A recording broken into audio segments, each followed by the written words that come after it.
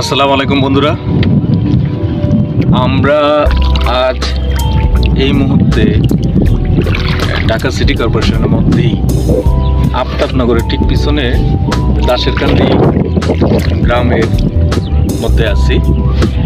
আসলে এটা খিলগা থানার মধ্যেই ৭৫ নম্বর ওয়ার্ডের একটা গ্রাম।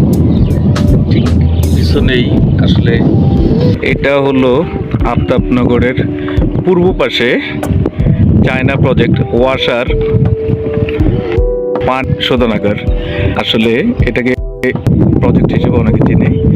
তো ঠিক এইটার পিছনেই এই যে আমি দেখাচ্ছি, এটা অনেক পিছনে এই পাশের এই গ্রামটা, পিছনের গ্রামটাই, এই গ্রামটার নামই হলো দাসেরকান্দি।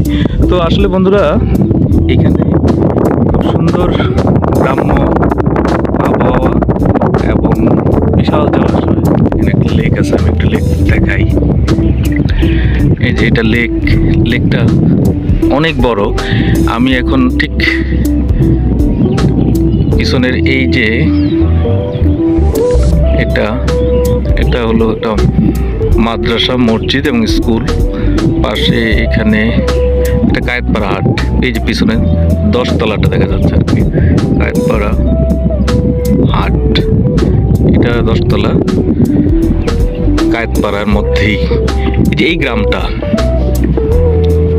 এখানে অনেক অনেক অনেক বিশাল একটা জলাশয় এবং সুন্দর পরিবেশ। এই যে পরিবেশটা, এটা আমরা সবসময় আসলে খুব কাছে থাকার সত্ত্বেও ঢাকা সিটিতে যারা আছি একদমই দেখতে পাই না।